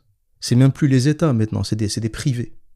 Ils lancent des fusées, ils regardent, ouais, la Terre est ronde, c'est bon, on a vu. On n'en est plus à la NASA. Les gens disent, oui, la NASA a menti, la Terre est plate. Oui, mais Elon Musk, il ment aussi. C'est bon, on a vu. Jusqu'à quand vous allez nous prendre pour des cons ? Même les Grecs savaient. T'as même pas besoin d'aller dans l'espace. T'as des outils de mesure, la trigonométrie, les ombres, le soleil, les astres. On peut à peu près savoir, comprendre la géométrie sans avoir à quitter la Terre. On arrive à naviguer en calculant la position des étoiles. On n'a même pas besoin d'outils sophistiqués pour le faire. Et vous en êtes encore à Dhul-Qarnayn, l'homme aux 2 cornes qui allait voir où le soleil se couche ? 2 milliards de personnes qui croient à ça. Deuxième exemple, et c'est avec celui-ci que je vais conclure, ce podcast est déjà assez long, et je ferai un autre épisode, et je vous rassure, je ne vais pas transformer ma chaîne en chaîne théologique, je pense que je vais couvrir le sujet islam en 3 épisodes. Le premier, c'est celui-ci que vous êtes en train d'écouter. Le deuxième concernera les origines païennes de l'islam. Je vous expliquerai comment la majorité des rites islamiques viennent de l'Arabie pré-islamique et qui ont été conservés dans l'islam. Et un 3e épisode où je raconterai en détail et un peu plus les incohérences des révélations scientifiques et notamment quelques hadiths un peu suspicieux, pour ne pas dire scandaleux, concernant l'esclavage, le meurtre, la pédophilie, etc. Et je pense que ces 3 épisodes seront suffisants. J'ai pas besoin de parler... c'est pas au cœur de ma chaîne. Je n'ai pas créé cette chaîne YouTube à la base pour parler de religion, même si c'est un sujet passionnant, mais je pense pouvoir terminer le sujet islam en 3 vidéos que tout le monde pourra utiliser, partager pour se faire sa propre idée. Je continuerai à parler de religion, mais peut-être d'autres religions, des zoroastriens par exemple. Qu'est-ce que le zoroastrianisme ? De quoi ça parlait et de son influence sur les autres monothéismes. Ça, c'est un sujet fascinant. Mais en attendant, voici une autre révélation qui circule beaucoup dans le monde musulman, qui est les os qui ne se touchent pas. La sourate concernée, c'est la sourate 55, verset 19, qui nous dit « Il a donné libre cours aux 2 mers pour se rencontrer. » Et le verset 20 continue « Il y a entre elles une barrière qu'elles ne dépassent pas. » Et c'est donc un verset qui évoque le phénomène naturel où deux masses d'eau, telles que l'eau douce d'une rivière et l'eau salée d'une mer, peuvent se rencontrer sans se mélanger immédiatement en raison de leur différence de densité, de salinité ou d'autres propriétés, comme les sédiments par exemple. Ce phénomène est présent dans le Coran comme l'un des signes des bienfaits de Dieu sur sa création. Donc les musulmans utilisent ce verset pour dire « Regardez, il est écrit dans le Coran, les deux mers qui ne se touchent pas ». Mais c'est un phénomène qui est connu, qui était connu dans le passé. Les Égyptiens le connaissaient, les Grecs, les Romains, bien avant l'islam. Et ça arrive un peu partout sur Terre. Ça arrive en Antarctique, là où l'eau douce des glaciers rencontre l'eau salée des mers. Et si vous me dites, oui, mais à l'époque du Coran, on ne connaissait pas l'Antarctique. Oui, mais ça arrive quand un fleuve rencontre une mer ou un océan. Ça s'appelle un estuaire. Un estuaire. C'est pas une révélation scientifique, c'est un phénomène naturel, un estuaire. L'eau d'un fleuve ou d'une rivière qui est une eau douce, qui contient des sédiments notamment, donc potentiellement une couleur différente, rencontre la mer, qui a un niveau de salinité élevé, une densité différente, et ces deux eaux, pendant un instant, donnent l'illusion de ne pas se mélanger. Et c'est là où ce verset est faux. Non seulement c'est pas une révélation scientifique, c'est une observation, mais ce verset est faux. Dieu, Allah, s'est trompé. Pourquoi ? Parce qu'il écrit, ou il dit, il y a entre elles une barrière qu'elles ne dépassent pas. Ce qui est faux, les eaux se mélangent. Vous croyez que quand l'eau douce rencontre l'eau salée, il y a une barrière, c'est fixe, ça bouge plus ? Visuellement, vous avez l'impression que ça bouge pas parce que il y a un flux continu d'eau douce qui arrive, qui rencontre de l'eau salée, et on a l'illusion qu'il y a une ligne droite comme ça avec deux couleurs, deux densités. Mais en réalité, ça se mélange. Le niveau de salinité de la mer baisse quand des fleuves se déversent, quand des glaciers fondent. Ces eaux se mélangent. Allah a tort. Il y a entre elles une barrière qu'elle ne dépasse pas. Il aurait dit, il y a entre elles une barrière. Oui, visuellement, il y a une barrière. Mais qu'elle ne dépasse pas. C'est faux. Allah, si tu m'écoutes, faut que tu me corriges cette merde. C'est faux. Et l'ensemble du monde musulman prend ça pour une révélation scientifique. Jusqu'à quand vous allez vous foutre de nos gueules, bon sang de bon sang ? Jusqu'à quand ? Et la particularité de cette sourate qui s'appelle Ar-Rahman, Ar-Rahman, je pense que ça veut dire le miséricordieux, est la 55e sourate du Coran, et elle est composée de 78 versets. Elle est connue pour son style poétique et répétitif avec la répétition du refrain « Lequel donc des bienfaits de votre Seigneur nierez-vous » C'est-à-dire que après chaque description, Dieu dit « Lequel donc de ces bienfaits nierez-vous » Mais les deux eaux qui se mélangent pas, en quoi c'est un bienfait ? En quoi c'est un bienfait ? C'est un phénomène naturel observable. En quoi c'est un bienfait ? Je ne sais pas si vous réalisez le niveau de foutage de gueule, mais c'est comme ça du début à la fin. Dans le Coran, c'est comme ça du début à la fin. Et je me suis posé la question suivante, parce que je me suis posé la question que toute personne sensée se poserait. C'est comment 2 milliards de personnes, c'est beaucoup 2 milliards de personnes, c'est pas anecdotique, il y aurait 500 personnes qui suivraient ce dogme, je me dis bon, c'est des malades, qu'est-ce que tu veux faire ? C'est comme ça, voilà. C'est un peu comme les témoins de Jéhovah, on sait qu'ils sont un peu cinglés, mais ils sont pas nombreux, donc ça inquiète personne, voilà. Il y a des gens malheureusement qui tombent dans ça, mais c'est pas un phénomène planétaire. Mais l'islam, il y a 2 milliards de personnes, y compris des personnes instruites, des personnes intelligentes. Encore une fois, je vous l'ai dit, je connais un chirurgien cardio-thoracique qui se dit musulman culturellement, mais il fait pas le ramadan, et il me dit, comme j'opère, je peux pas faire le ramadan. Donc il justifie ça par son métier. Mais officiellement, il est musulman. Il a un prénom musulman, etc. Je me dis, mais comment des gens aussi éduqués, comment des musulmans aussi éduqués, parce que sur les 2 milliards de musulmans, il y a des mathématiciens, des informaticiens, des chirurgiens, des chercheurs, des scientifiques, des infirmiers, des profs, des enseignants, des profs universitaires, des astrophysiciens. Comment tous ces gens peuvent croire à ça ? Comment un astrophysicien musulman peut croire à l'histoire de l'homme aux 2 cornes qui qui découvre que le soleil se couche dans une eau boueuse ou bouillonnante ou chaude ou peu importe. Et j'ai réussi à trouver l'explication.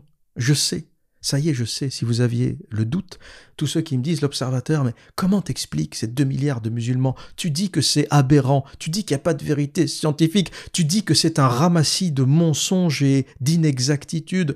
Comment t'expliques ces 2 milliards d'adeptes? Je vais te donner la réponse. Je vais te donner la réponse. Les musulmans ne lisent pas le Coran. Les musulmans ne lisent pas le Coran. Ils écoutent ce que disent les uns et les autres. Ils écoutent ce que racontent les uns et les autres. Un auditeur m'a dit, l'observateur, va voir, tu devrais lire le Coran, la course du soleil, va voir, c'est magnifique. Tout est décrit. Il y a des astrophysiciens qui se sont convertis à l'islam. Va voir. J'ouvre le Coran et je tombe sur Dhul-Qarnayn, le gars aux 2 cornes qui va aller voir où se couche le soleil. Tu te fous de la gueule de qui?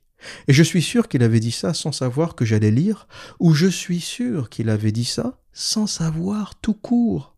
Son imam du 93, l'abruti là, bac -10, le bourricot qui n'a jamais ouvert un livre de sa vie, a dû lui dire « Abdul-Kader, tu sais, tout est écrit dans le Coran. La course du soleil, les étoiles, les astres, Star Wars, tout y est.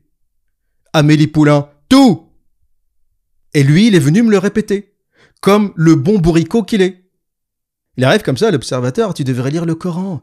En fait, c'est parce que tu comprends pas. Tu comprends pas, c'est pour ça que t'es critique envers le Coran. T'as pas lu, c'est normal, t'es pas musulman, tu sais pas lire. Donc tu peux pas comprendre. Mais si, on peut comprendre. Aujourd'hui, il y a les tafsirs, il y a les traductions. Si, on peut comprendre. Jusqu'à quand vous allez vous foutre de la gueule du monde? Tu me fais perdre mon temps. Je perds 1 heure à lire, à chercher, et je tombe sur le gars avec les 2 cornes. Ça m'a terminé. Hein. Ça m'a terminé. Dieu qui te parle d'un gars avec des cornes qui va voir où le soleil se couche, ça m'a fini. Puis après, tu vas vers les hadiths. Tu te dis, il y a peut-être un truc symbolique. C'est possible. Le Coran est écrit sous forme poétique, ça rime, c'est un peu du slam, tu vois, c'est du rap le Coran, c'est très musical. Donc je me suis dit, peut-être, allez, Dhul-Qarnayn, c'est une figure mythologique, mais ça, il y a peut-être une explication ailleurs. Donc tu vas voir le tafsir, pas mieux. Pas mieux. Le tafsir, ça t'explique, oui, Dhul-Qarnayn, c'est un personnage que Dieu répète souvent dans le Coran. Voilà, c'est quelqu'un de bien. Il a des cornes, on sait pas pourquoi. Et puis tu vas lire le hadith, Bukhari, putain, Bukhari, la référence, la base. Tu vas te dire, je vais écouter ce que Mohamed a dit. Mohamed, c'est quand même lui qui raconte ça, au travers de l'ange Gabriel, qui parle à Dieu, ou plutôt, Dieu parle à l'ange Gabriel, puis l'ange Gabriel va voir Mohamed et lui dit à l'oreille, Dhul-Qarnayn, il est allé dans une eau boueuse. Donc Mohamed, il répète. Donc Mohamed, à la base, il doit savoir. Et tu vas dans le hadith, Mohamed te dit, assieds-toi, je vais te raconter, t'es pas prêt. Assieds-toi, je vais te dire toute ma science. Le soleil demande à Dieu, qu'est-ce qui se passe? Je me lève pas, je peux. Et Dieu lui dit, vas-y, aujourd'hui tu peux. Et le soleil se lève. Et voilà pourquoi on a le soleil.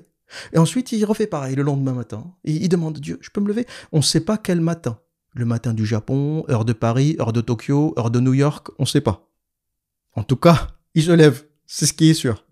Et un jour, Dieu il dira, terminé.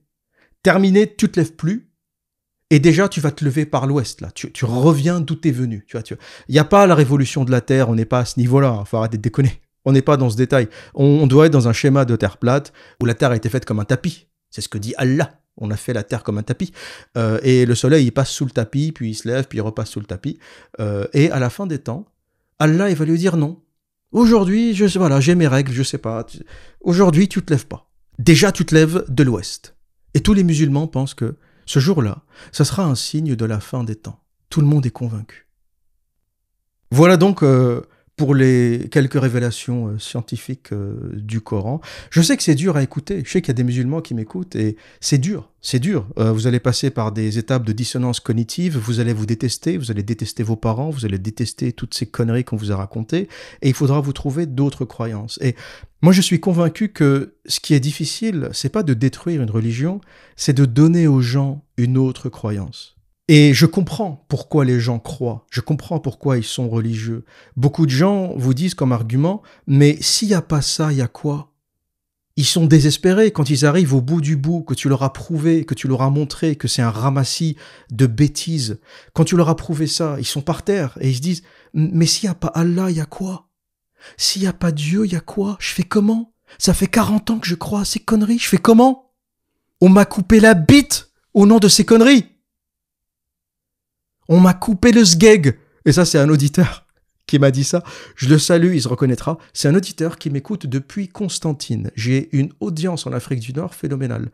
La francophonie, c'est beaucoup plus large que la France. Et quand on produit du contenu sur Internet, on réalise à quel point la francophonie est mondiale. Et il y a des gens qui parlent français partout, y compris au Mexique. J'ai des auditeurs du Mexique qui sont mexicains, mais qui parlent français. Et là, c'est un auditeur de Constantine que je salue qui me dit « L'islam, quand tu entres, on te coupe la bite. Quand tu sors, on te coupe la tête. » Et j'imagine la peine de quelqu'un qui se dit « Mais putain, on m'a coupé la bite au nom de ce truc ?» Après, pour relativiser, la circoncision est pratiquée dans le monde pour des raisons de santé, pour des raisons d'hygiène. C'était pratiqué avant l'islam, déjà chez les Égyptiens. C'est beaucoup pratiqué aux États-Unis. Il y a du pour, du contre. Des gens disent que oui, c'est par prévention une bonne chose. D'autres disent non, c'est une décapitation. Ça diminue le plaisir de l'homme, ça modifie son anatomie. Et je suis assez d'accord. Je pense qu'on a évolué pendant des millions d'années. Si on a un prépuce, c'est qu'il y a une raison pour. Voilà. Je pense pas qu'il y ait une erreur dans l'évolution, une erreur pendant 1 million d'années. On continue à te maintenir un truc qui n'existe pas. Donc oui, c'est une mutilation. Après, j'ai pas conscience d'un mouvement anti-circoncision d'ampleur. Si c'était si dramatique que ça, je pense que beaucoup d'hommes se seraient révoltés contre ça. Donc, j'ai le sentiment que les hommes circoncis ne se plaignent pas dramatiquement de ça. Donc, si ça peut relativiser et que tu as été circoncis au nom de l'islam, bon, il y a beaucoup d'Américains qui ne sont pas musulmans, qui sont circoncis également pour des raisons de santé ou par prévention, pour éviter des infections, des maladies. Donc, bon, c'est pas la fin du monde. On t'a coupé un bout de chair qui pendouillait de ta bite, mais c'est pas la fin du monde. Et ce que je voulais dire, c'est que le problème, c'est pas de détruire une croyance, c'est d'en créer une autre. Quand Nietzsche dit Dieu est mort, il dit pas Dieu est mort et c'est génial. Il dit Dieu est mort, mais on ne sait plus quoi faire depuis. Les gens avaient un sens, ils avaient une compréhension du monde. Voilà, c'est Dieu qui a créé, qui a fait, qui a dit. Mais une fois que tu as détruit ça, c'est quoi qui va remplacer cette croyance ? Et je pense que c'est le plus dur chez les croyants après une apostasie, lorsqu'ils quittent une religion, et notamment l'islam, qui est très ancré, qui a un aura culturel extrêmement fort. L'islam, c'est plus qu'une religion. Quand tu nais dans une famille musulmane, c'est une identité. Toute ta vie tourne autour de ça. C'est pour ça que c'est très dur d'en sortir. Comme je le disais au début de ce podcast, la circoncision se fait à un âge où on s'en rappelle. Ça se fait à 5 ans, à 6 ans. Donc tous les musulmans se rappellent de ce rite. C'est un rite de passage qui est ancré en eux. Et la difficulté, une fois qu'on a détruit un monde, ou qu'on a détruit une vision du monde, c'est d'arriver à en trouver une autre. Trouver un sens dans le monde réel, dans le monde matériel, après avoir perdu le sens que nous avait donné le monde spirituel, ou le monde métaphysique. Et très honnêtement, j'ai pas d'avis là-dessus. J'ai envie de dire, si les gens ont envie de continuer à croire, ils peuvent le faire. Mon but, c'est pas de détruire des croyances, de détruire des gens, c'est pas ça l'objectif. L'objectif, c'est simplement de dire la vérité. Après, si tu veux continuer à croire parce que tu te sens bien, parce que ça apporte une explication qui te satisfait, pourquoi pas ? Moi, je pense qu'il faut simplement remettre les religions à leur place. C'est tout ce que je dis. Je ne prône même pas l'athéisme, en fait. Ça m'intéresse pas. Je ne fais même pas la promotion de l'athéisme. Ce que je dis, c'est que les croyances et les livres doivent rester dans les bibliothèques. On ne doit pas s'en servir pour égorger des gens, pour faire la loi, pour dicter la loi. Du moins, les livres religieux ne doivent pas servir de base à ce genre de choses. Ce que je dis, c'est que toutes les religions, et le Coran ne fait pas exception, doivent retourner au rayon ésotérisme et y rester. Voilà ce que j'avais à dire pour aujourd'hui. Et que dire d'autre jusqu'au prochain podcast, Inch'Allah. Prenez soin de vous et à très bientôt.